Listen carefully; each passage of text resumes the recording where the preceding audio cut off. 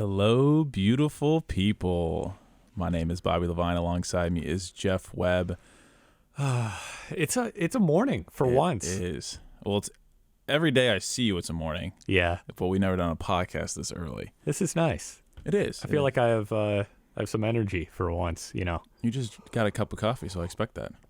good old Panera catering that definitely was not meant for us, but we'll take it. It's the first time here at Capital we're doing a podcast, and we have a lot of listeners compared to last week. Yeah, there are people outside now. Last week we had a cop breaking us in here because it was spring break and the door wouldn't open. So this week's podcast will be a little bit different than normal. Last week was very loose-ended. We talked about bad roommates. This week we're going to get a very awesome story from a very, very awesome guy that I grew up with, actually. His name is Brandon Cox. Before I introduce Brandon, I have to go over some of our sponsors. This weekend here in Columbus is the Arnold Festival, and unfortunately, it kind of got canceled Just halfway. halfway. Yeah. The money-making part got canceled. So what's the official deal with that? Is that the finals are open to the Finals are open to the public. public? All right. The vendors are not, and the expo part is not. Yeah. But all these people are still in Columbus. This is the weekend Ohio will have their first coronavirus case. I'm calling it now. But before we get to that, Elevate Cryotherapy and Wellness, located on 5th Avenue, had some awesome guests this past week because they still came into town. They want to compete. They had the world's strongest man come over there, hop in the cryo chamber twice, did some red light therapy, have a Theragun. Guys, you don't have to be the world's strongest man or woman to go do this stuff. I do it. Jeff does it. So like, that speaks bounds about it though. If like the world's strongest guy believes in this, Yes. it works, folks. It works 100%. You're not wrong. Baseball, softball for me, right around the corner. I'll be taking Taylor Phillips, who was on the podcast before. If you guys want to go check out their website, elevateCryoandWellness.com. Book your appointment online today using the promo code Untitled to receive 20% off of your recovery. Go check out their Instagram and page and check out all the cool pictures they got. Miranda got some in-depth behind-the-scenes look at how it is to be like 300 plus pounds doing some cryotherapy. I'd be terrified to be in there. Does it even get to you? You even cold? Yeah, I'm pretty sure. I don't know. Have you ever done that before, cryotherapy, Brandon? When I walk outside. Yeah. Good enough for me. I love it. It is freezing in Ohio. Today's actually warm up. I don't think we'll have any more cold days for at least a week. Also, our second sponsor, the Chase and Tail Adventure Group, located in Southeast Ohio. They got an unbelievable website, over 100 items. Did you know I won their raffle? You won their raffle? I've been telling everyone it was It's a little bit of bias, yeah. Just Just a like little I'm fix. fixed. They had a Facebook Live event like it was 2 Fridays ago, and I obviously registered because Why not? Yeah. why not? And I got tagged in their post, and I was at the Jackets game. I was like, I think I just won the raffle. What'd you win? I won 2 shirts, a cooler, and 2 hats. Damn. I know. I was All pumped right, up. yeah. I was pumped. Guys, go check out their Instagram page, Chase and Tail Adventure, and then check out their website, chaseandtailadventure.com. Use the promo code Untitled20 to receive 20% off. I've got a sweatshirt, 2 t-shirts, and the hat I always wear, plus a giant blanket and a whole bunch of other stuff coming. And now you're prized. Maybe you, the listener, can be as lucky as Bobby Levine here. I'm pretty lucky, but not as lucky as Brandon Cox. Hey. Look at that. All right, so Brandon Cox grew up with me, a couple years older. You graduated high school in 2010, Yep. and you went off to Hawaii. Yep. And this guy lived life to the fullest. Okay, we always talk about, joking just now about how cold is it outside. Every time on Facebook, I would hop on, and this guy would be on top of a mountain overlooking the Pacific Ocean. The water's as blue as you could possibly think. He's you were a professional body surfer? Yep. This Former. Former. Yeah. But I guarantee you could still hop in the water and still do some cool stuff. Probably. Easily. This guy lived the coolest beach life, even had a tattoo on the bottom of his foot of Andy. I was talking about that with my coworkers yesterday. Yeah, I saw that. Did it actually come off? No, it's still there. It's I still thought it there. faded a little bit. It looks a little faded. Oh, but it's faded. Just Okay. looks genuine. Oh yeah. You know. Yeah, like Yeah. a Sharpie that's just kind of been rubbed That's a right. lot. Yeah. That's right. Oh my! Did That's it hurt? real. A lot of people ask that. Bottom of the foot's kind of fleshy, so Oh. it tickled more than it hurt. I would, yeah. Oh. See, like that was the immediate thing. Is I thought like I'd hit like a bad nerve, like getting that just makes me cringe. Honestly, probably just from the ticklish part. Yeah, I can't have anyone touch the bottom. of I'm my super feet. ticklish. It was a nightmare. How do they get you to sit still? Smelling. Performance enhancing drugs. That's, that's fair. All right. Not performance enhancing drugs, but are legal. Smelling salts. We're going to hop into it right now. Brandon, I asked him before the podcast, 'cause I'm not going to sort of throw a smelling salt at this guy. Actually had his first smelling salt yesterday That's right. at the That's gym. right. Some guy loves his smelling salts next. Wait, you said it was in a bottle, though. So was it like this or was it different? You just smell the bottle. You just open the cap on the bottle, and it looked like there was this clear crystal in there. Oh, so second it was you just open it, you it was can smell just it. was just ammonia. Yeah, strong. Yeah. Okay, so this is going to be different. Okay. Okay, I'm gonna crack the seal. Okay. You'll see the place turn red. You'll hold it by the side. Same thing. Just get a whiff. Don't kill yourself on the podcast. And pass it off to Jeff when you're done. Oh, the crack. There it is. Oh, Is that a good one? Oh yeah, it's You got a good one this week? Ooh. Give me another one. Oh, I dropped it. Oh, I just tossed it right off the table. In the coronavirus. Oh man. Okay. Oh, it's infected now. We got Purell. Oh yeah, give me some of that. High Five Anytime by Perk. Perk. I'm guessing it's not actual Purell because you can't buy that anywhere anymore. what are you guys sniffing that too? My supply's down, man. No, this podcast is funny though because we really don't do weekly episodes. It's like stuff that you can listen to a couple weeks out and it still has its time. We had one episode a month and a half ago when Kobe Bryant was killed tragically in his helicopter accident, and we talked about the coronavirus for 30 minutes. Only at the time there was just over 6,000 people worldwide that had the disease. It was really only in China and like maybe like one or two in Thailand. Yeah. Yeah, it was. I mean, like that was at the point where we like people were barely talking about it over here, but like people in China were like trying to get it. Anyway, it was. It's Yeah, a big deal we right beat it. now. We If you bro- want some context of when this podcast came out, people are freaking out. Yes. Okay, so let's get talking to Brandon here. Brandon, you graduated from Hawaii in 2014 with a philosophy degree, Yeah, and now you are trying to get a job as an EMT firefighter. that's right. Yep. Now your road getting here is not a straight line. No, it's zig and zagging, left, right, up, down, all over. So let me start back to when we were at high school. Okay. You had a phenomenal GPA. Were you valedictorian? We had a couple. I was one of them. One of them. Yeah. And I remember, I could be wrong here, that you were like trying to do every drug. Yeah. Was that true? Yeah. Is this Yeah. where it all started, you think? Definitely. Yep. In high school, I was really curious. Yeah. School came easy. Sports came pretty easy. I tried smoking weed for the first time in high school. And I just remember, while being high, thinking it was cool, stretching the limits of the mind. Mhm. Living on different planes, just kind of being different, feeling different. Okay. All the different sensations, the different ways you think.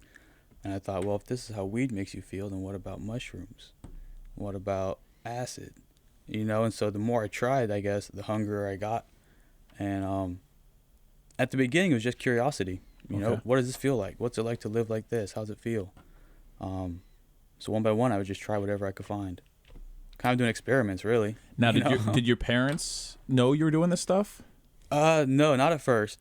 Okay. Not at first. They kind of had an idea something was going on. They didn't really know. If they had known, they wouldn't have been cool with it. That's for Yeah. sure. Mm-hmm. Yeah. Everything kind of came out in the wash immediately after high school. What, guess- when you went to Hawaii? Well, I guess we'll just get into it. So, finished high school, summer break after senior year before going to Hawaii for college. Me and a good friend, we're at the Park of Roses in Columbus. Right next to Whetstone. Yeah, it's like 3 a.m, dropping a bunch of acid. And I remember we just kept eating more and more. We did a lot. Can you overdose? You can't overdose on acid. You can take as much. Yeah, I don't know if you can overdose, but you can take too much and kind of go crazy. Okay. Yeah. You hear all the time. You like black out, right? Yeah, Like, you hear all the time technically. about guys thinking they're a cup of orange juice and they can't move or else they'll tip over. You know, you hear all these stories. So, I don't know. It's the middle of summer. Late at night, early in the morning. There's bugs out, so we decided to get some sparklers. We're on High Street. I'm trying to piece this together still to this day. You know, 'cause I don't really remember a lot of it. I've been told from different people. But basically, what ended up happening is me and my friend we were out of our minds. You know, just tripping. I stripped naked and I'm running around High Street, close to Whetstone Library, 3, 4 in the morning, just running. A car comes down the street. I look at it. I'm like stuck like a deer in a headlight. I notice it's a cop car. Oh my God. Shoot, right? Yeah. Freak. So I try and run away and I get tased in the back. I fall down. I start spinning at the cop. He maces me. So I got arrested. Okay. And because I was a minor at the time and I had been tased, you've got to go to the hospital, get a heart scan, make sure you're okay. So I go to Riverside. Do you remember any of this? I remember bits and pieces. Okay. You know, flashes of it. So I start coming to at the hospital, and I'm starting to realize I had my car at the beginning of the night, had my clothes at the beginning of the night. My car keys are on the street somewhere with my clothes. My car is somewhere on the street. So I started asking the hospital staff if they can find my car or do something, you know? They come back about an hour later and say my car's been in an accident. So I don't really know what's going on. They told me to go to the room next door, and the friend I was with, I guess, had got my car keys. He had them. He had them. He got them from my pants. Drove down High Street, 120 miles an hour, crashed into Clintonville Electric. He did this. He did this, yeah. Oof. Oh my gosh. So Clintonville Electric was on, I think, North Broadway and High Street. Yeah. Yeah. Crashed into it, just got all screwed up. So he got in some trouble. I got in some trouble. And that was kind of the beginning when everything came out of the bag. It's like, oh, Brandon's doing drugs. You know, Brandon's getting screwed up. Mm-hmm. The kicker was that next morning was my graduation party. Oh. So all the friends and family are over. My face is all black from the mace. I think I remember pictures from this. Yeah. Oh man. So what's the timeline? Like, how big of a stretch of time was this from the first time that you tried drugs in high school to this incident? A couple years. Couple of years. Yeah. But that was just the tip of the iceberg, right? Right. I got pretty lucky. All in all, they charged me with resisting arrest, disorderly conduct, assaulting a cop, and public indecency or something like Oh that. wow. But being as a minor. Being as a minor, I went through a diversion program and had all the charges dropped eventually. Okay. Okay. Now I do want to know, when you originally came up with this plan, did you have like a hierarchy of like how bad things were for you, or like not necessarily how bad, but how like mind altering they were? Like, did you Sure. go up like step Sure. by step? You didn't go right to like the hard stuff. Right. You know, I started off with the easy stuff. Uh-huh. You know, smoking weed, a little bit of acid, drinking. And I guess the more people I met in that kind of world, the more stuff I was introduced to, bit by bit. Adderall, Xanax, all that other kinds of pills and stuff like that. And I guess the first time I did heroin, I was 17, working at Donato's. Holy Just kind of fell into it. Oh my god. So I guess it was kind of like a conscious plan in the beginning to try these different kinds of mood-altering substances. Was it like try it once, see how you feel? Yeah. Okay. Well, at first, right? So Yeah. that's what a lot of people do. We try it once and you enjoy it. Feels good. So you do it again. And I guess while I was in high school, it wasn't really an issue. I didn't have too many consequences. Was still going to school, staying out of trouble for the You were a most part. 4.0 student. Right. There was no consequences. So I had it under wraps. Yes. You know, it was easy to justify the use at the time because I'm still doing what I should be doing. Mm-hmm. You know. So that obviously changed down the road. Mm-hmm. You know, but that was the beginning of it. That was Okay. the kind of the testing the waters, I suppose. So you graduate Centennial. How was your graduation party? It was weird, man. I was still You're kind in a of fog. loopy. Yeah. Yeah, I guess kind of hungover. A lot of energy, a lot of excitement in the air. You know, I just didn't want to be around it. So I think I cut it kind of short. Just said, hey, said thanks for coming, and went to sleep, I think. Wow. So then you go to Hawaii, Mm-hmm. and Hawaii is, everyone knows, it's an island in the middle of nowhere. Yep. Yep. Are there access to easy drugs over there? There is. You know, everyone has this idea of Hawaii as this paradise, which it is. You know, but like most places, you know, there's kind of a darker side to it. Income inequality over there is huge. The cost of living is very high, so there's a lot of homeless. And naturally, there's a lot of drugs too. So I went out there and, you know, immediately kind of fell in with the party crowd at school, drinking, smoking. Freshman year wasn't too bad. You know, still able to go to all my classes, do what I had to do. I guess where it really kind of took off was sophomore year. Okay. So I had got an apartment off campus with some friends. They had to leave for various reasons. They weren't doing well in school, family issues, whatever. So what started off with me and 4 other guys sharing rent ended up with just me paying the full rent. Wait, what? How is that even possible? They didn't help out at all after they left? I mean, you sign a lease, you sign a contract, you have to pay. But if you skip and leave off island, what are you gonna do? That's right. They're not going to come after you. That's fair. So all the names were on the lease, but they were just able to get out of it. Right. Well, I mean, they're still obligated. Yeah. Legally, you know, but.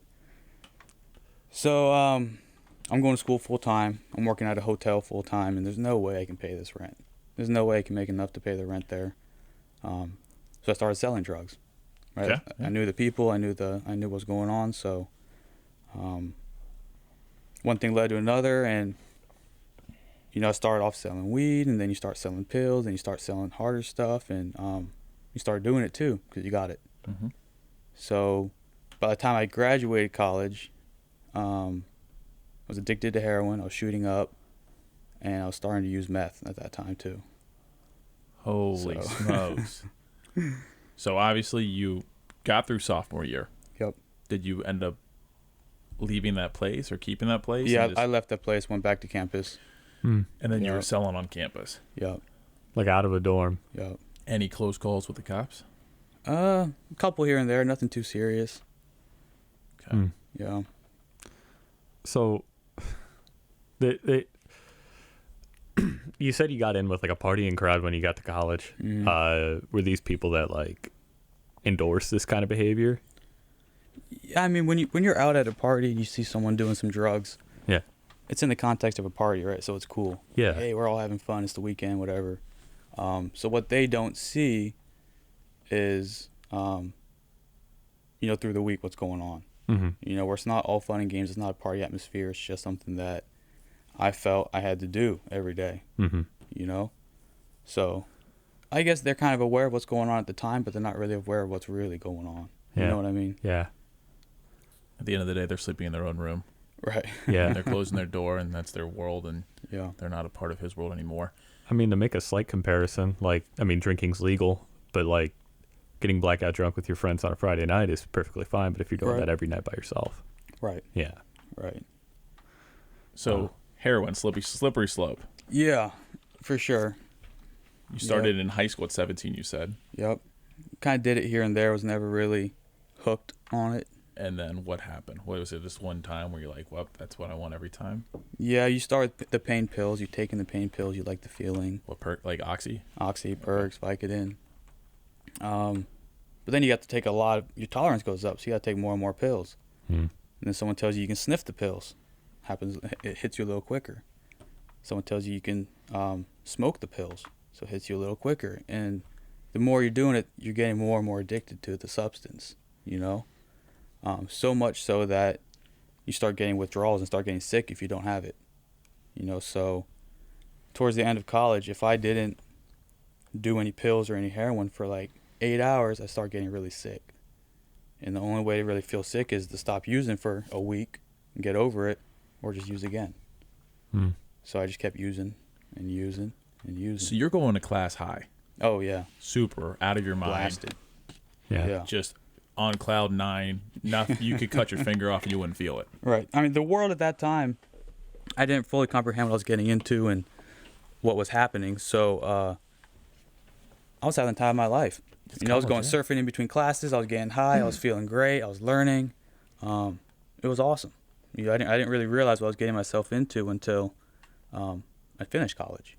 Yeah, but I think like even your major philosophy was playing into that too. You For got to sure. open the mind up there. For sure. You can't have a closed mind. So that's, I guess, what drew me to philosophy was this internal dialogue was, what does it mean to be a person? How are you supposed to behave? You know, just those basic questions that a lot of us have, but I really grappled with seriously. You know, not really knowing my place in the world, I suppose. And I think that kind of led into the drug use too, you know, without having a clearly defined goal or without really knowing who I was as a person. It was easy for me to kind of self-destruct, I guess, or self-sabotage with all the substances. And was your plan after, like, did you have a plan to get a job? What was your dream job at the time? I had no clue. To put it into perspective, senior year, I was asking myself, I'm getting ready to graduate. What am I going to do with the rest of my life? You know, it's about to begin. So I went and saw a career counselor, and I met with them pretty extensively for 2 months, a couple hours at a time, interest inventories, personality profiles, all that kind of stuff. And at the end of those sessions, you get a list back of all these professions and occupations that best match your personality. And so at the top of the list, I think, were life insurance salesman and florist. Oh, yeah, of course. That's exactly what you want to do. Right. Well, you know, so I took it kind of seriously. I got an internship at a life insurance firm, got a job on a flower farm. Hated both of them. Didn't want to do it. So I'm stuck at square one. Wait, you went down those paths? Yeah, I tried them tried out. both of them. Yeah. Wow, okay. Oh my I tried them out. Okay. No, I took it seriously, Respect, you know? yeah. Yeah. So typically people with philosophy degrees either become professors or lawyers. Okay. And I knew I didn't really want to do either one of those. So I think it was 2 months before graduation, I still didn't have anything picked out. I didn't know what I was going to do. You know, I was going to get kicked out of the dorms and had nowhere to go, nothing to do. So last minute, I ended up getting a job at a scuba diving shop. Have you ever scuba dived before? Not before working there. Yeah, obviously they But- made you probably do it. Yeah, when you work there, you have to get certified, and they help you get advanced in the certifications. So I didn't have a place to live. I stayed with a friend until I could find a place. And as soon as the structure of college went away, you know, the regimented life of going to class and having to be present for appointments and stuff, as soon as that went away, I think everything just took off. It was off to the races, you know. You got free time now. I got free time, right? I can do what I want. I don't have accountability. You know, as long as I show up to work, I'm good. So 6 months after graduating college, the scuba diving shop closed down. So I'm kind of stuck. Like, got a little bit of savings, don't really have a legitimate job. The place where I'm staying is nice. It's on the beach, but it's super expensive. So I ended up, I had a motorcycle at the time, sold the motorcycle, bought a big conversion van. Okay. Got a couple solar panels and some batteries and hooked them up to the van. No way. And I moved into the van. Was that the same motorcycle you had on your? I think it's one of your profile pictures on Facebook. Remember, like you. Yeah, the black one. Yeah. I had a different one at that time. Okay. More of a sport bike. Yeah, so I'm living in a van. You know, got some solar panels hooked up. I've got a refrigerator. Got a hot plate. You got the rig. I got the rig. I got It's it all set there. up. I got shag carpet. I got it made. All you know? right. So I'm just tooling around the island, going to different beaches. No rent, no expenses really. Just got to fill everything with gas, and that's it. Just cruising, getting high. You know. So I thought it'd be cool. You know, I thought it'd be a nice experience, and it was at first. The longer I was in the van, though, it got a little lonely. Yeah. You know, people kind of, you think it's cool, free spirit living in a van, but to other people, they don't know what's going on. So they just see a homeless dude living in a van. Yeah. You They don't know? want to approach you. Yeah, they Yeah. don't really know what's going on. So I think some of that isolation increased the drug use, for Yeah. sure. So a year goes by, and I'm still in this van. Holy smokes. Wow. Still in the van, doing more heroin, smoking meth, but still going to the beach. You know, still going to the beach, kind of going on hikes, trying to soak it up while I could, you know. Around that time, I started a business. I called it Waving Palms LLC, and it was basically I was a sales representative for various products that I found online that weren't sold in stores. So there was things like the sand-free beach mat and other beach-going items that I thought would do well in stores in the area. So I would approach the store, say, hey, you guys want to buy this? And be the broker between the manufacturer and the retailer. Oh my God. So I set that up, and once you set up the sales contracts, you just kind of sit back. When they need a new order, you facilitate the order, and you get a percentage off the top. So that's what I lived on most of the time. Did that help you at all, or did that go right back into drugs? That went right back into drugs. Yeah. Every dollar I made went back into drugs. So Did you do well? I feel like that'd be genius. I did okay. I mean, if I hadn't been doing drugs, I would have done pretty well. Yeah. Yeah. But it gets to the point where you're spending $200-$300 a day supporting your habit. Oh my. You know, so what do? So you resort to illegal things, you know, Yeah. thefts, shoplifting, robberies, whatever it is.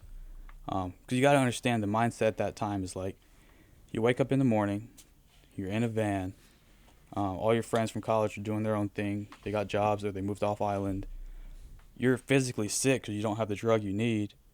You don't have a job you can go to, and you got to get money quick to get your fix. You know, so at that point it's like, whatever I want, I go and take it, grab it, turn around, sell it, and get some drugs. You know, Now, you would do this every day. every day it was a grind. Where would you? What would you steal? Everything. I mean, golf clubs, printer ink, steaks, whatever. You would go in the houses. Going to houses, going to stores, whatever Oh, it my. took. Oh. And People you who just- sell drugs also receive stolen property. They know people who, just an unsavory population of people that make their living doing bad things, you Yeah. know? And if you're doing drugs, you're kind of tuned into that world. And pretty soon everybody you know is involved in some way or another in some of the crime rates on the island, you know? It's a small community. Yeah. So a year after I moved into the van broke down, and I parked it on a private property, kind of lived out of it on the property for a while. Then the van got burned down. Someone burned it down completely.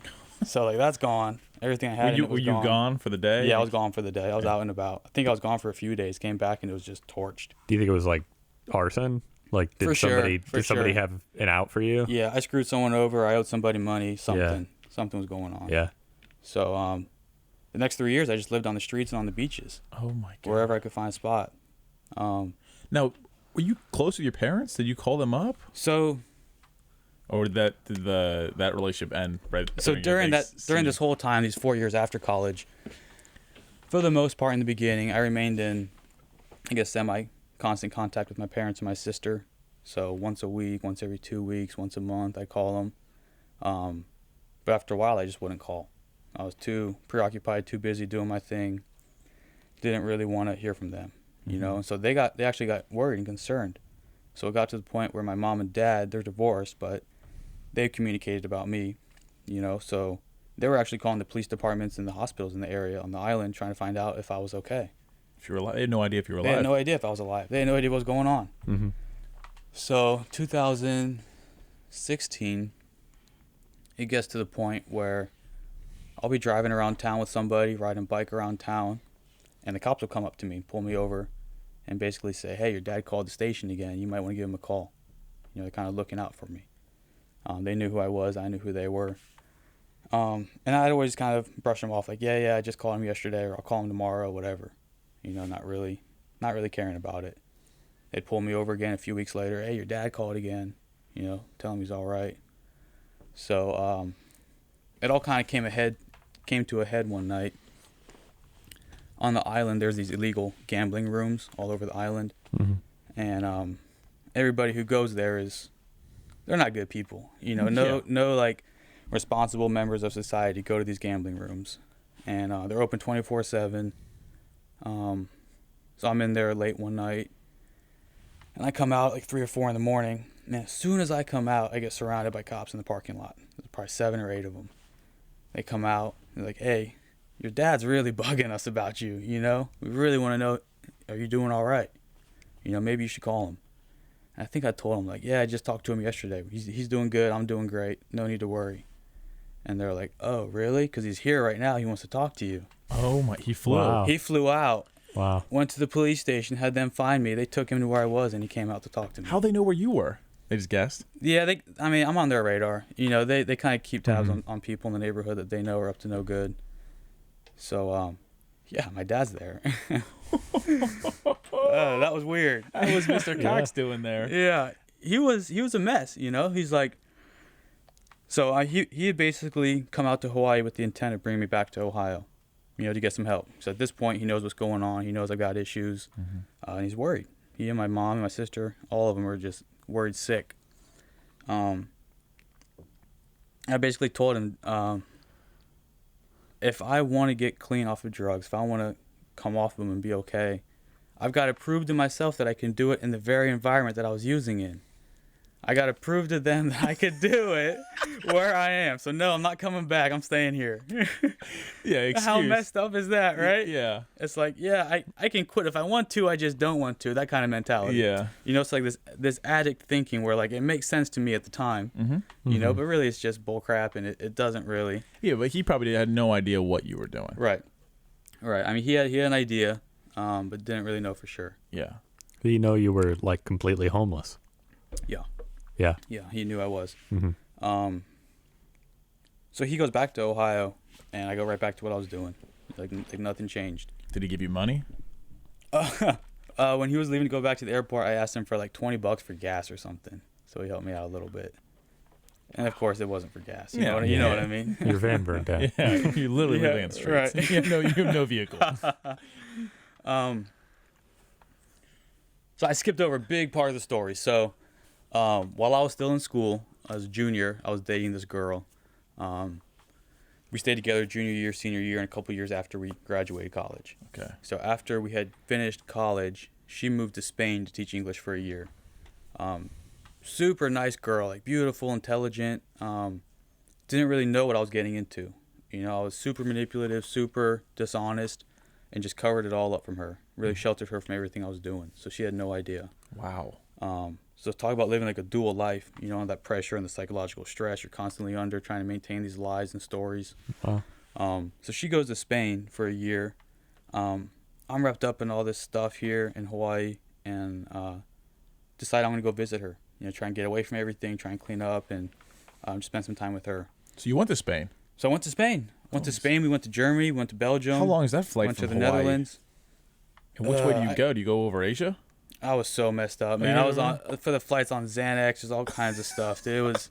You have no It idea was which a way you mess. went. Yeah, I could have taken a boat through over the there. I earth, wouldn't yeah. know. Yeah, yeah. So I spent a couple months over there with her, and it was great. You know, she had some time off work. We were just traveling around, sightseeing, backpacking for 3 months. Wow. It was great. Yeah. Did you get clean there? On and off. You know, had supply? I brought some stuff with me. It ran out. I found some more while I was over there. It ran out.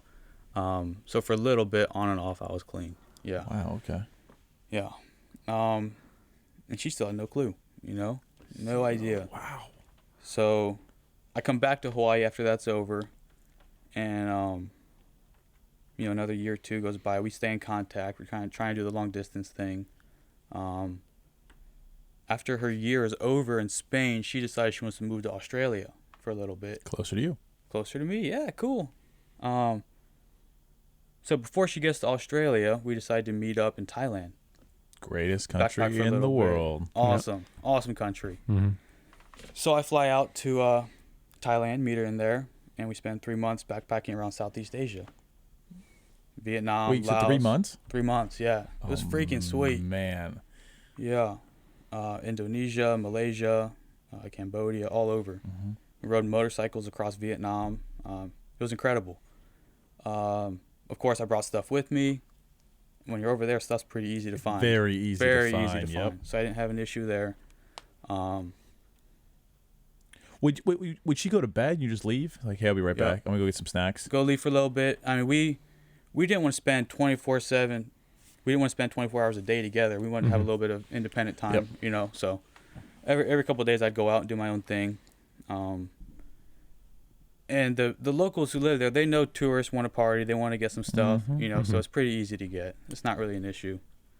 So those 3 months went by pretty quick. She moved to Australia. I went back to Hawaii.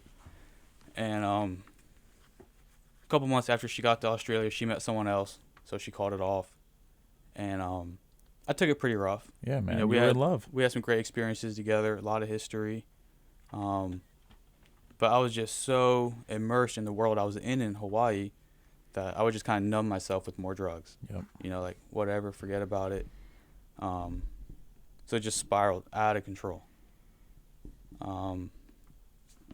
So I had been arrested 2016, and got arrested again in 2018. And this last time I was arrested, all I really had was a meth pipe on me, you know, but I had done some thefts. And so they basically told me, you can do 5 years here, You go back to the country. or you can go back to Ohio, get out of our hair, and get some help. So it's a pretty easy decision for me at that time, yeah. you know. So I had court, and the next day I was back here in Ohio. How'd you fly out here? Oh, my dad came out again. He showed up in court, talked to them a little bit, and flew me back with him. Wow. Holy, you said I'm coming home. Yeah. Oh, he knew that. I didn't too. want to do 5 years. Yeah. I've never Yeah. done hard time. I don't want to. Your parents So- still believed in you. That's Yeah, they never gave up through and through. that's amazing. You know, they amazingly supportive through this whole process. Mhm. I mean, they love me unconditionally. You know, like all parents do. Yeah. You know, Mhm. so it's an amazing feeling to have them in my corner. So, 2018, I was court ordered into treatment, and it's not something I wanted to do. Of course I wasn't not. happy about it. I wanted to continue living the lifestyle I was living. Felt like I was on top of the world. You know, when I had everything in a row, but if I didn't have what I needed, it felt like bottom of the bottom. You know, so really drastic up and down the whole time. So I'm back in Ohio. It's winter time. I'm cold. I'm sick. Not the beach, man. You know, it's a shock. It sucks, you know. So I do some outpatient counseling services, looking for a place to stay. End up somewhere down south in Gallipolis, Ohio, Oh, middle of nowhere, middle of nowhere, right along the Yeah. river. country town, USA. Yep. I got kicked out of that place because I was drinking. I got into a fight. So I came back to Columbus, and I found a place in Lancaster. Okay. And I'm still there today. So the place I found in Lancaster is called the Creative Recovery. Okay. It's a 6-month program. After you finish your 6 months, you can continue to stay with the program. We have 3 different properties in Lancaster now. So we provide recovery housing and outpatient counseling services. So recovery housing is basically for people like me, coming out of treatment, coming out of jail, coming out of whatever, who want to change their life, but they're not quite ready for independent living. Mm-hmm. So it's more of a transitional home. Yeah. So I finished my 6 months there, and I enjoyed it. I enjoyed the people I worked with, and they kept me on as a staff member. Oh. So now I oversee all the properties that we have, and I help the guys who are in there now. So we have 32 guys, and they're all in the same boat I was in, you know, from day one till they're done with their 6 months. It's been incredible. You know, through your recovery, you're going through a process of personal growth. You know, you're changing, you're finding out why you use drugs. You start to feel your emotions again. You start to be able to process your emotions and communicate them. And it's really just a second chance. You know, you're kind of starting off again on the right foot with some structure, some direction, and learning how to be a responsible adult. So the main question is, are you sober? I am. Yep. And You how- whipped out those sniffing salts, and I kind of felt weird for a second. You did it yesterday. Maybe I should call my PO before I do this. Yeah. The first time he whipped them out for the first podcast that we had, I was like, Yeah, I was like, no, so you could buy these in a store. I'm like, you can. The hockey players use them all the time. We got a running joke at the house where I don't do cocaine. I just like how it smells. Yeah. That's a good one. oh my gosh. Yeah. Now, how long have you been sober? May 1st, 2018. Oh, wow. Yeah. Getting close to 2 years. Very close, yeah. Yeah. Yeah. What was the last time? Was there like a eye-opening? So I had been released from jail, and I told you guys the next day I was on a flight back here to Ohio. Yeah. That night I got out, they're laying it on me pretty thick, pretty heavy. They're like, you screw up, you're coming back for 5 years. You know, you got 5 on the shelf, no way around it. So that very night I snuck out and got high, you know, because I wasn't ready. That's how deeply involved I was, you know. And even then, when I was back in Ohio, I got drunk at the facility I was at in Gallipolis. Yeah. You know, so I consider myself extremely lucky, though. I kind of got a hold of it quickly, I'd say. Yeah. You know, there's a lot of guys in our house who have been to treatment 6, 7, 8, 9 times, and they're Yeah. just starting to get it. you know. So it's one of those things that you're not gonna be ready for it unless you want to do it for the right reasons. Yeah. You know, unless you commit yourself to it 100%. We always say just take it a day at a time, but that's kind of said knowing that it's more of a long-term commitment. Yeah. You know. So So you stay away from everything though. No alcohol. everything. I think the only mood-altering substance I use is pre-workout, caffeine, Yeah. Which is definitely a drug. which is definitely a drug. Yeah. Mhm. Yeah. Yeah. I do. So you go ahead. You want to say something, Jeff? No. Go ahead. Go. You work out. Yep. We got to go back to high school now. You were a big athlete. Soccer player. Yeah. Yeah, you were always in the Yeah. best shape. Even going through your Facebook photos on the beach, man, you were just ripped. Mm-hmm. You switched, obviously, from being out working at a flower farm. Yeah. And what was the other job you had? Life insurance salesman. Life insurance salesman. And now I saw on Facebook this past month, and I guess last month in February, you broke the record for EMT. Was it school? EMT school? Yeah. So I went to the Ohio Fire Academy. Okay. So I'd like to be a firefighter, first responder. Mm-hmm. So I went through a fire class over there. Went through an EMT class over there. They have a PT program. Mm-hmm. Yeah, I got the record for pull-ups and the obstacle course time. Wow. Yeah. Holy smokes. In the whole Amazing. state? For the school. For the school. For the Okay, school. yeah. Yeah. Yeah, It's a state academy. But Mhm. yeah, I mean, the last time I was arrested, I think I weighed 112 pounds. Holy Bone thin. Wow. Bone thin. This was Yeah. 2018? Yeah. Yeah. You just stopped eating. All your money was going to That's drugs. right. Right. Right. Yeah. Mm-hmm. That was a mess. Then when I got sober, I was laying around the house, not exercising, eating junk food, shot up to 170, chubby, you know? And now I'm down to like 165 lean. But yeah, it's incredible. All the guys that come through our house, we see them at their worst. They Yeah. look scraggly. They look like crap, You you give them a know? hug, you'll go right through them. Right.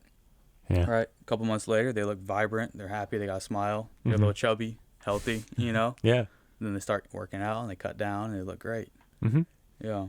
Now are you taking these guys and putting them in the gym, or you say, hey guys? Yeah, like- I kind of drag them in. They don't really want to, but I encourage it. I think it's a great part of recovery to maintain your physical health, but also for your mental health. yeah. You know, Yeah. it's something to stay busy. It's a Mhm. positive thing you can work on. I think it's just great for overall well-being. I mean, I work out 6 days, usually a week. Yeah. This weekend I'm super busy, so I worked out Monday through Friday. I don't use drugs. I'll drink here and there, but getting that high during a workout is a legit thing. Yeah. Once you get to that point, it's addicting. Yeah, it is. 100%. You're stressed out, you're preoccupied, whatever it is. I just go to the gym and leave it all in there. You know, throw it all into the weights. Yeah, it's incredible. That is Yeah. an unbelievable story. I told Jeff, I was like, I got this guy. I know that he went through some stuff. I was like, I haven't talked to you probably since your Yeah. graduation party. Yeah. 10 Wow. years ago? Yeah, Yeah, And- a decade. decade. Whoa. We got So- our 10-year reunion coming up this year for high school. Wow. Yeah. I still see Nick Pulick. Yep. Nick. Good I old went to Nick. elementary school with him. We go way Gables? back. Yep. You went to with Bradley McDougal too. Seahawks? Seahawks. Yeah. Bobby, so this story that Brendan told about the running down High Street naked, Yeah. you were at his graduation party the next day. I don't know if I was there. So we were. I mean, I looked up to him. I wasn't tight with him. Oh, okay. Sean Kennedy was the guy I really looked up to. I mean, that whole class. So I was when I was in 6th grade, they were in 8th grade. Oh, okay, and, yeah. We went to Ridgeview. I grew up with his sister, Uh-huh. and then when we went off to high school, they were like the guys that did the drugs, did the drinking, went to school, had good grades. Sean played sports with me, Yeah. and he would come in pretty much hungover every Monday. Brandon, valedictorian, Mm-hmm. do whatever he wanted pretty much. And these It guys- showed you could do it all. yeah, Like, yeah, it was you all do possible. Yeah, everything could line up on your schedule as long as you go to school and do everything right there.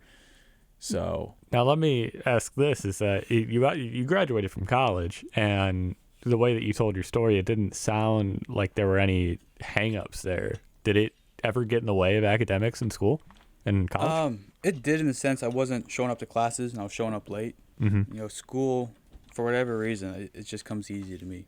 Yeah. You know, I can remember things. I can focus. And doing meth is kind of like doing Adderall. You know, a lot of people take Adderall in school to focus and get their stuff down, get their stuff done. So the drugs were, in a sense, kind of like that for me too. Yeah. You know, I could still have fun, but when it came down to it, I could do what I had to do. You know.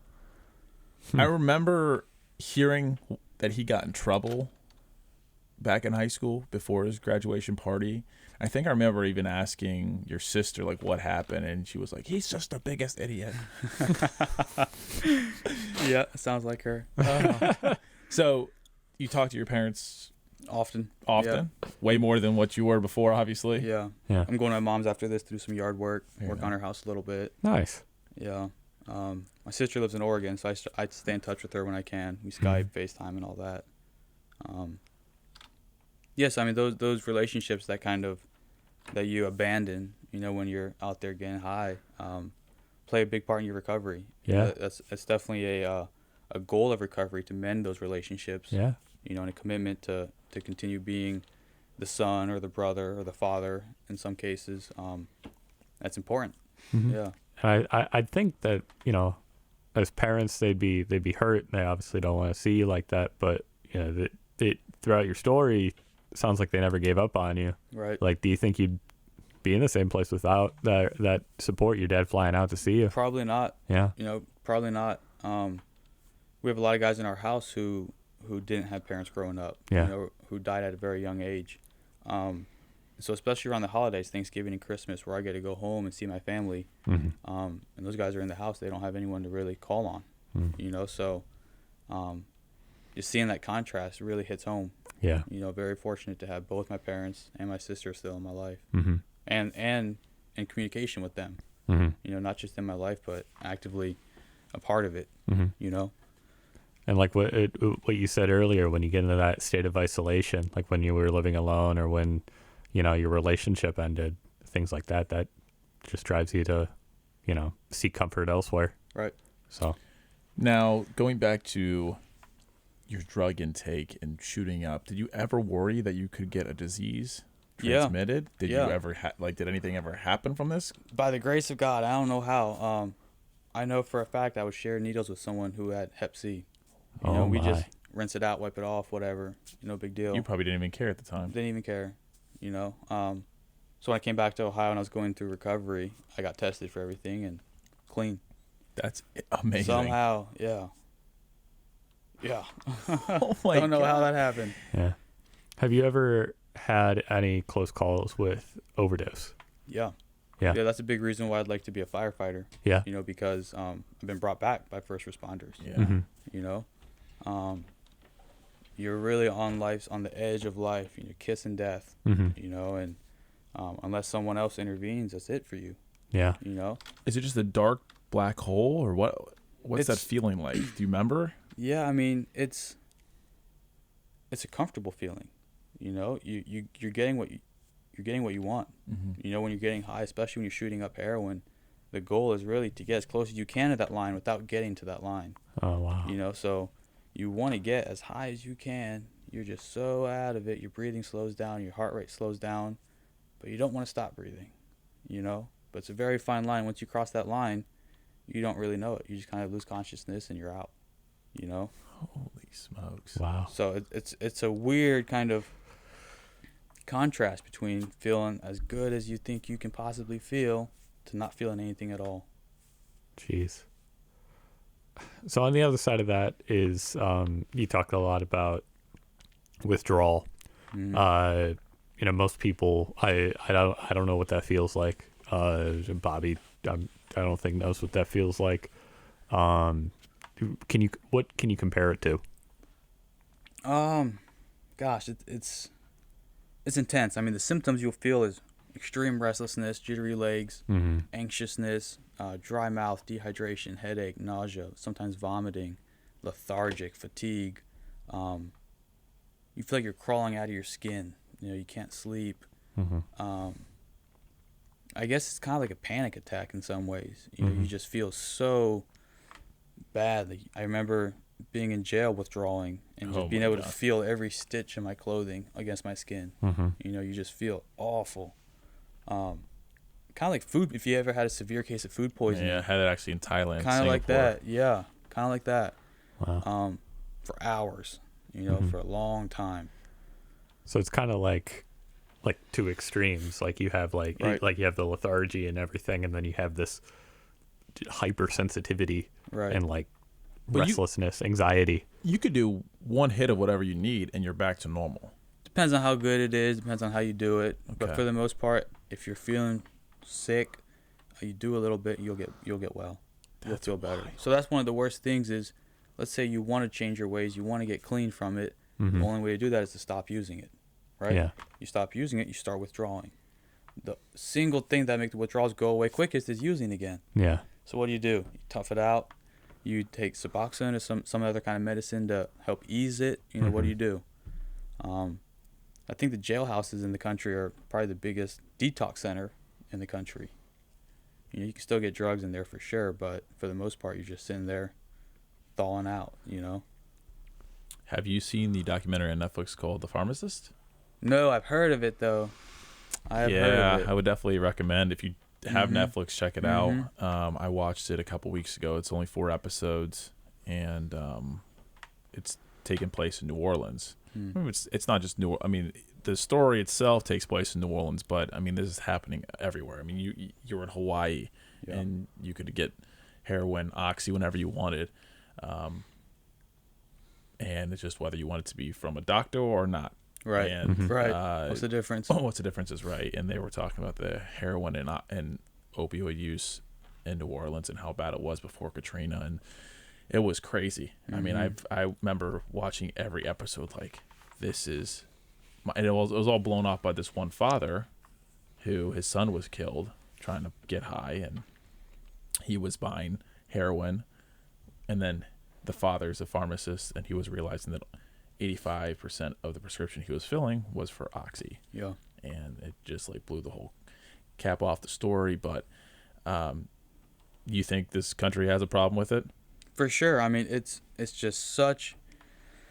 There's a lot of different perspectives on the whole situation, right? Mhm. My opinion is that pharmaceutical companies is it's twisted.